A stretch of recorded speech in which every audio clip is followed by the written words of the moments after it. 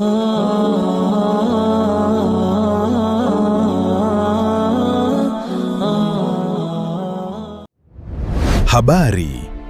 elimu, burudani.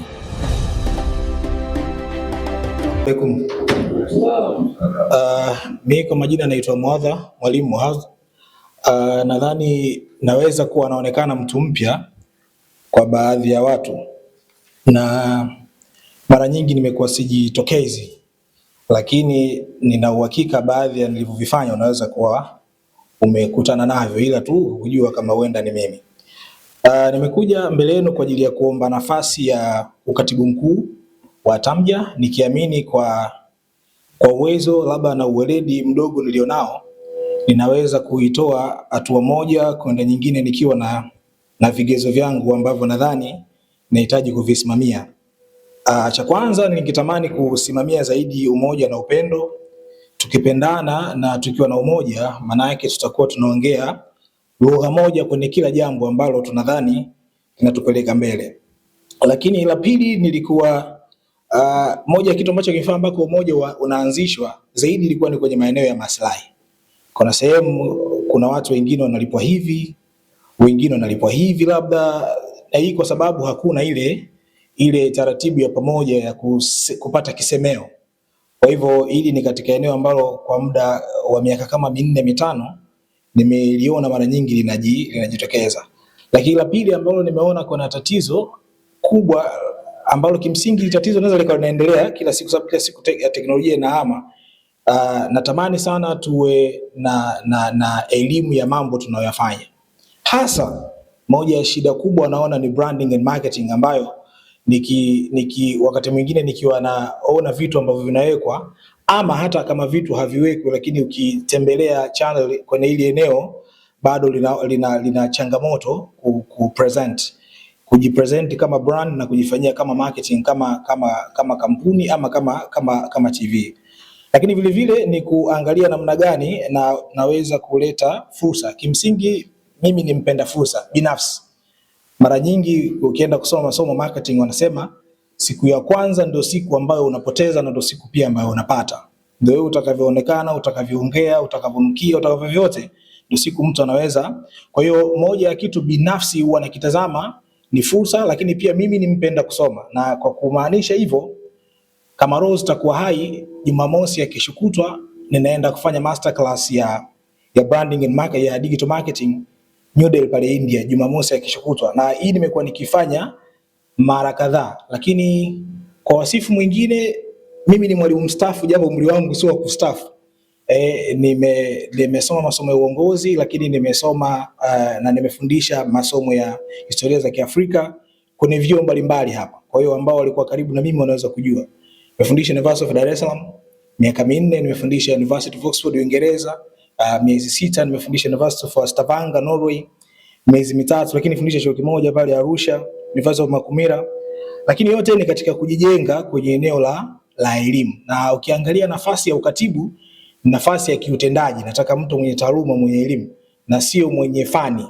Fani na taaluma si kama vitu unaweza kuwa na fani lakini taaluma ya jambo fulani inaweza likawa lina changamoto. Lakini pia nina experience ya kuongoza watu sasa mwaka wa 12 ninaenda. Kwa hiyo kwa maelezo hayo mafupi na kwa dakika chache nilizopewa, naomba nitumie nafasi hii kuomba kura zenu. Asanteni sana. Karibuni. Naomba mkusa Dr. Pongeze Mheshimiwa Katibu kwa namna ulivyoeleza. Nasema hivyo mimi sababu tumekwisha kupa kura. Asante sana. Naam. Umejiandaa vipi Mheshimiwa Katibu kukabili mazingira ya kuanzisha? Sababu hili niliona hapa sasa najaribu kuelezea utaratibu wa kuhalalisha. Tumeona baadhi ya watu wanaona kabla ya kuzungumzia kutoka hapa. Umejiandaa vipi kuzingatia kwamba hizi za kuanzisha kisasa zimeshaanzishwa na ziko zimesha. Kama umefanya utafiti, lakini wanajua utaratibu na hayo mambo nayo wanaona hapo yanayoendelea. Hapo ni rahisi tu kurekebisha. Kama vile mtu alivyoondoka pale alipaswa kuwa yule mwenyekiti. Jambo dogo ambayo yanaondoka nimejiandaa. Sijaelewa kwamba hii protocol ya ukaaji nimejiandaa vipi kwenye kusimamia taasisi, nimejiandaa vipi kuchukua kutoka hapa kwenda mbele. Umekaa utakapopewa kazi leo ndio kuanzisha ndio kwamba hivi jumuiya kwa maana hii tumekubaliana tu kuanzisha kwa haijaandikishwa. Ndio wewe kazi yako utakapopewa ndio ufanye ianze. Ndio sahihi. Ndio maana nasema umekuwa katibu wa 5, hilo jambo jingine. Ndio mazingira kuanzisha, nataka akili, uvumilivu, kuelewa watu, kuwashirikisha na kwenda mbali zaidi katika kuwaelimisha. Sio na ule uelewa wako ili tuende vizuri. Sawa. Mimi nimejiandaa vizuri na kwa kuhakikishia kwa nimejiandaa vizuri. Mchakato kabla haupo, mimi ni mmoja kati ya waliotaka mchakato uwepo. Na kuhakikishia kwamba nimejiandaa vipi kwa huo mchakato mpaka tuko hapa. Mimi ukinitazama nimeanza kujitambulisha, naonekana kama sio miongoni mwenu. Na lengo la kuwa mbali miongoni mwenu ni kuona hicho ambacho nyinyi ndio mnakifanya. Yaani ukiwemo wewe na watu wengine. Mimi najua mistake ambazo zimejitokeza mara nyingi. Kuna maswali ambayo tuko kwenye kikao niko nikiuliza, kuna watu walikuwa wanacheka, watakuwa mashuhuda. Moja ya swali ambalo nilikuwa nauliza, unaweza kumkana shekhe wako? Wewe unaweza, hilo swali nikisema unaweza kumkana shekhe wako? Kuna umoja huu, katibu mkuu anakosea, tunakwambia usiandike habari za katibu mkuu. Utaweza? Sasa mimi binafsi nasema katibu ni taaluma na sio kuwa shekhe, sio kuwa nani. Na ndio maana BAKWATA ina katibu ambaye sio lazima awe shekhe, yeye ni taaluma. Kwa hiyo nimejiandaa kutoka hapa mpaka kwenda tutakapofika kwenye vision ambazo niko naziona ndo changamoto wakati tukikaa na watu mbalimbali. Hatua ya kwanza kutoka hapa ni kwenda kufanya registration. Nadhani roho zikiwa hai ndani ya miezi mitatu tulizoweza tumelikamilisha. Kwa sababu process kidogo ni kuna vijihatua vya kupita. Kwa nadhani within miezi mitatu tunaweza tukatumesha likamilisha. Nadhani litakuwa liko kwangu. Nimejibu swali lako? Samahani kidogo. Sikiliza. Ile utakachokuwa umekijibu sio lazima nufaike. Sio lazima kimtosheleze. Basi sawa. Asante. Naomba twende kwenye swali lingine. Asante. Matotola, unaona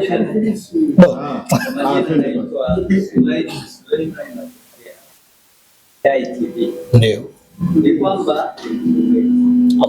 Ni kwamba kawaida wanafunzi waliosoma UDOM na bila kwanza umejitambulisha kupita hata Uingereza. Fakari kwetu kuona leo tuna wewe. Kuna aliyesomea biashara UDOM na PhD. Na kuna mama anayeuza nyanya mtaani. Hao watu wawili ukitoa walisoma chuo, kamleta kae karibu na mama yuko kwenye uhalisia kuuza nyanya. Anaonekana mama ana fight zaidi kuliko.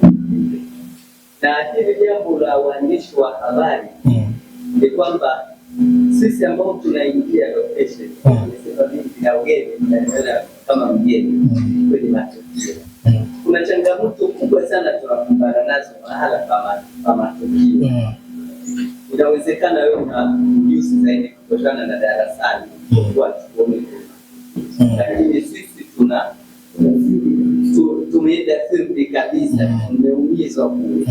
Sasa tunatuaminisha vipi kwamba tukiwa na wewe utaweza kugusa zile nyanja ambazo sisi tunatumiza mahala pa tukio na kuzirekebisha? Hilo ni swali la nyongeza la niani. Leo kuna chimbuko la media nyingi. Kila anayejiona na miliki simu kubwa anaanzisha media yake na anaita jina analotaka yeye.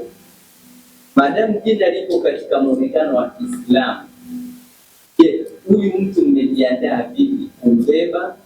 Au kuna vyombo vya habari vitatazama hata kama viko hivi? Yani naomba hapo kama msomi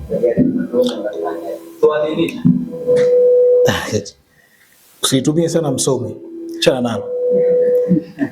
Kwa sababu darasani na kuleta kwenye uhalisia havina mahusiano. Kuna mtu yuko huko anaweza ku experience zaidi ya kufanya. Darasani unasoma sio mfanyaji. Kifika kwa kufanya unajifunza kwa mtu mwenye experience. Kwa hiyo experience huwa ina matter. Tunawezaje kumtofautisha ama kuwasaidia mtu ambaye ana PhD na mtu ambaye yuko chini anaanza? Nadhani mimi wewe ulionana mara ya kwanza mara ya pili. Uongo kweli? Kweli. Lakini hujawahi kusikia introduction yangu kokote. Ukuwahi kunijua lugha nyepesi. Kwa binafsi nilikuwa niko field. Hamna mtu ambaye alinijua haya maelezo na yasema. Ni kwa sababu nilitaka kujifunza hizo weakness ili nitafute opportunity, si ndio? Kwa nimeshajua weakness ni kadha, lakini nitatoa mfano mdogo tu. Mimi nashirikiana na Babdeo kama CEO kwenye kampuni yake, Babdeo Millard Media Limited. Hakuna tukio ambalo lilihusu content imekuja kwa Babdeo na ikahusisha waandishi wakalalamika. Kwa sababu nilikuwa niko nyuma.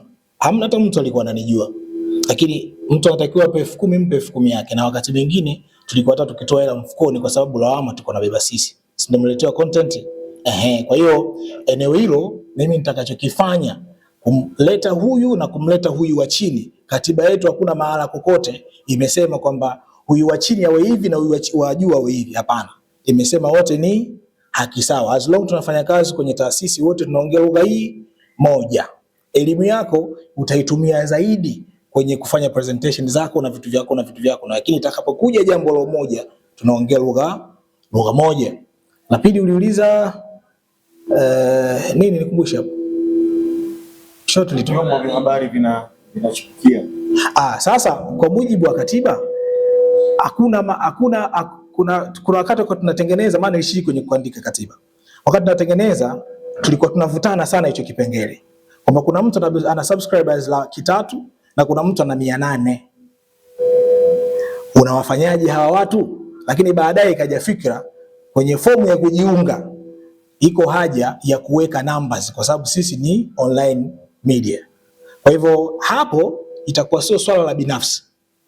Litakuwa ni swala la taasisi itakavyoamua. Kwa hiyo itakavyoamua mimi kwangu ni kuweka usawa.